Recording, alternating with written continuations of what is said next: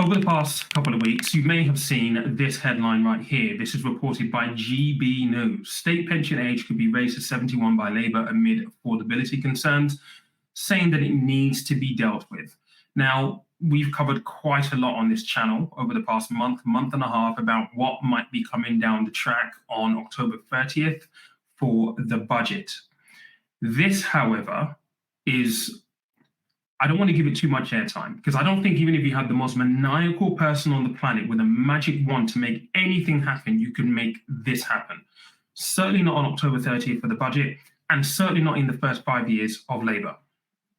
Touch wood. I mean, these could be last famous words, but touch wood. I honestly don't believe it. So instead of giving this article a lot of credence, what I thought I'd do in this video is talk about the future of the state pension, but do it from the perspective of a report which was recently published by the Institute of Fiscal Studies, the IFS. Now, if you don't know who the IFS are, let me just share what they say about themselves. The Institute of Fiscal Studies, the IFS, the UK's leading independent economics research institute. Our world-class research helps policymakers and those that hold them accountable understand the impact that policy decisions have on individuals, households, and businesses. These are the guys that crunch all the numbers, and they basically advise the government on policy positions, so on and so forth, help hold the government to account. And they have published a report which is essentially called The Future of the State Pension. And in this report, there are lots of key takeaways that I want to kind of share with you, because it will shed a lot of light on a lot of the things that we've spoken about here on this channel around the state pension being means tested and whether or not this state pension age needs to be pushed all the way to age 71. This is quite a lengthy report. We're not going to go through everything together because I know you've got better things to do and I've got a lot to do. It's night and I've still got to edit some stuff. So what I'm going to do is just go through some very high-level points that are pertinent in this report. And of course, what I'll do is I'll link the full report in the comment section so you can go pick this up and go and read on your own. This will probably be a little bit of a longer video, so please bear with me. And if you do enjoy this, what I'll ask you to do is please do smash the like button all the way through this as well. I want to know what you think. You know, I'm not going to give you just my thoughts. I want to know what you think. What's your take on this? And if you do know someone who would benefit from watching this video as well, please share this video with them too. So let's just get stuck into the report first and foremost. This was published back in December of 2023. And the main things that I want to kind of like start with here is the acknowledgement that they have on the challenges facing the state pension.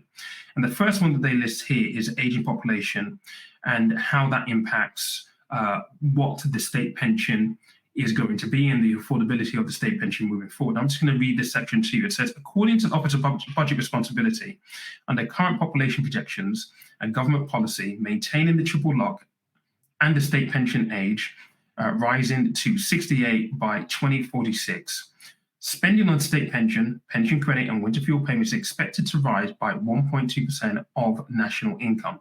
That's £32 billion per year in today's money by 2050. Now, obviously, that's in today's money. So in 2050, it's going to be a much bigger amount.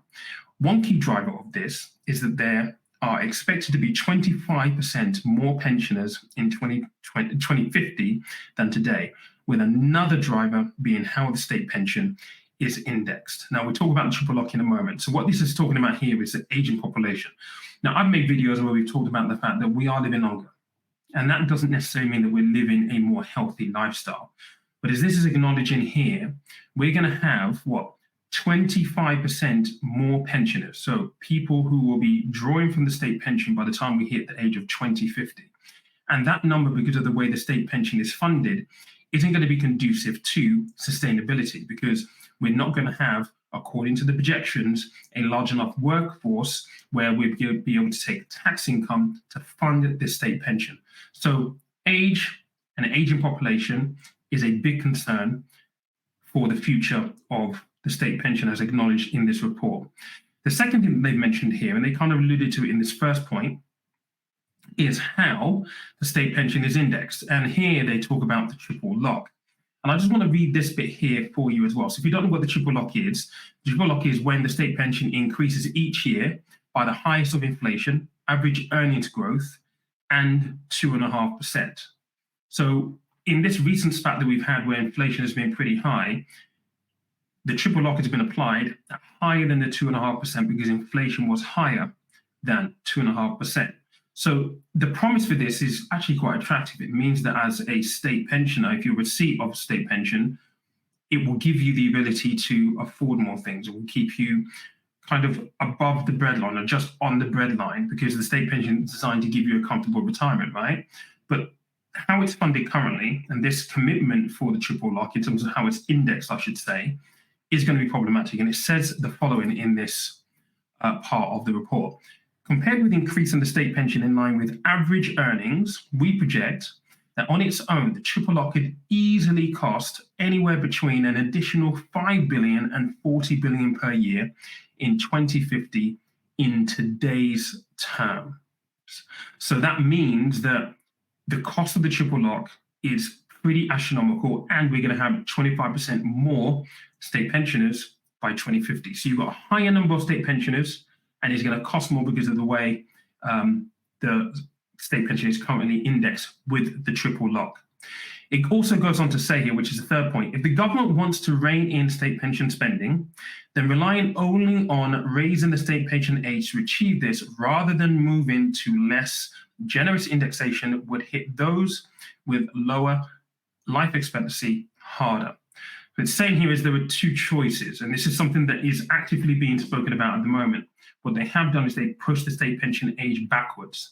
And by doing that, obviously, if you die early and you don't get the state pension, well, you paid in your years of national contributions, God forbid your full 35 years of national insurance contributions for the full state pension, you don't get it though because you've kicked the bucket. Now, what it's acknowledging here is that by pushing back the state pension age, obviously there'll be more people who will fall into this arena where they don't actually receive the state pension. And I think when I speak to people and certainly see it in the comment section, this is the bit that people don't like about this idea of the state pension being pushed back so far. If you've worked all your life and you've made national insurance contributions to qualify for the full state pension, you should be able to access that entitlement. Well, it's a benefit now, not an entitlement. People get annoyed with me when I say this, but actually it's enshrined in law. It's actually now a benefit, not an entitlement.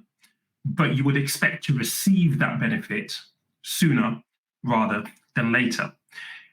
Now, this is something else that was said in this report. Now, I'm just going to read this whole section here. Despite its newfound simplicity, there is a mixture of confusion and pessimism about the state pension, and rightly so. We've spoken about this on the channel.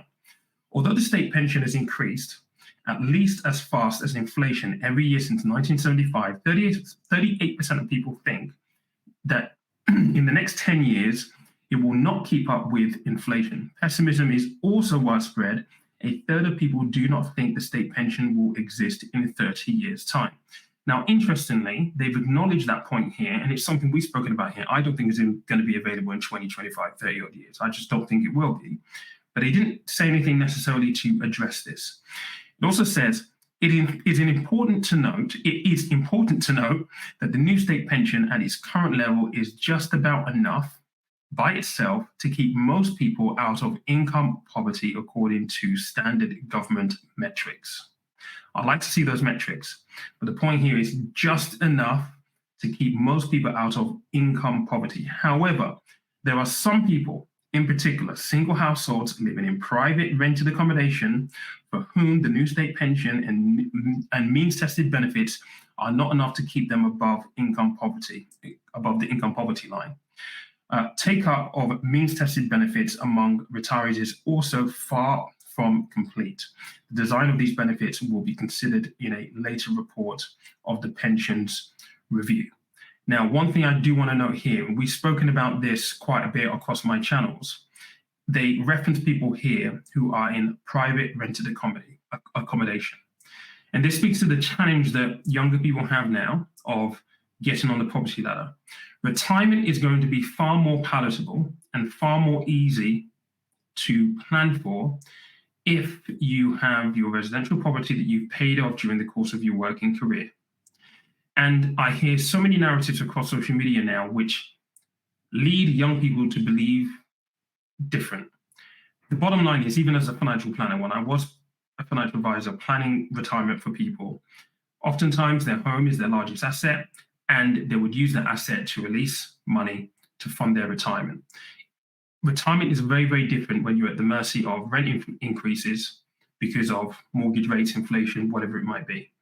And it's harder to deal with. And as you can see in this report, it's fully acknowledged that it's harder, that it's not going to keep you above the income poverty line. So these are their 4 suggestions. We suggest a new 4-point pension guarantee to achieve this. Number 1, there'll be a government target level for the new state pension, expressed as a share of median full-time earnings.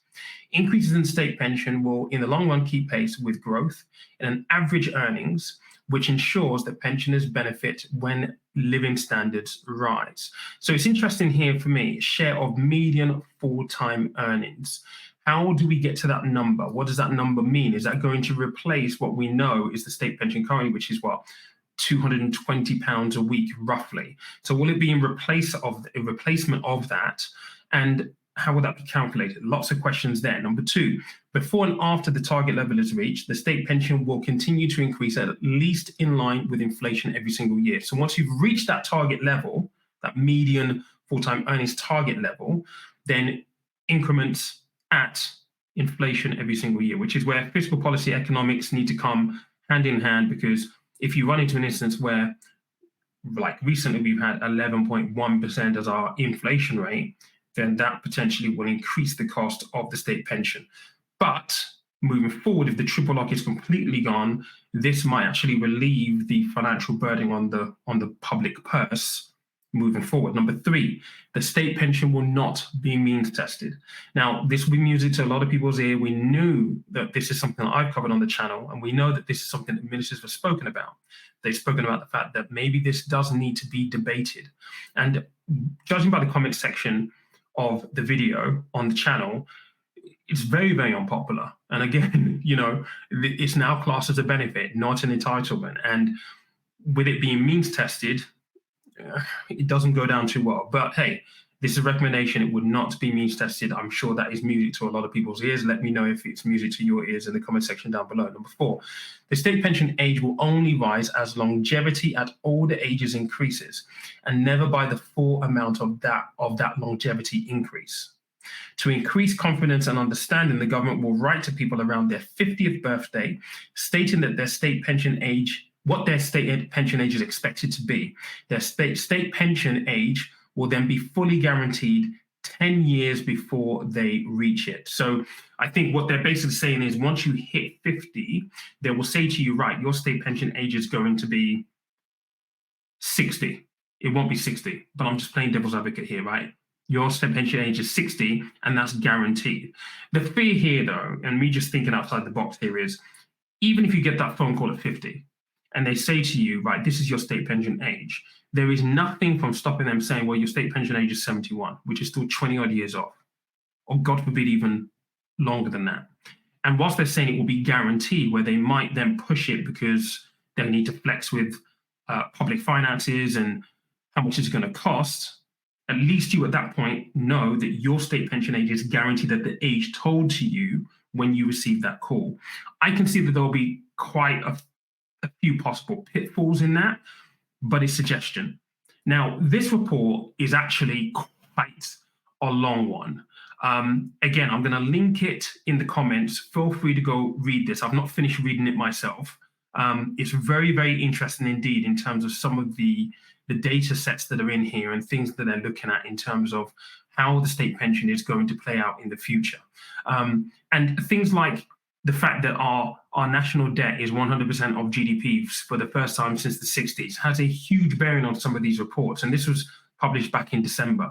I would imagine any recommendations that they're making didn't necessarily include that, and they will have to refactor that into the picture, because when you look at the burden on the public purse, we may not be generating that much in income, so therefore it has to be borrowed. And with GDP at 100%, well, where are you going to borrow the money from? So this is a really, really interesting point. And also one thing that I think is worthwhile mentioning is this is just a paper at the moment which the government will use in consultation.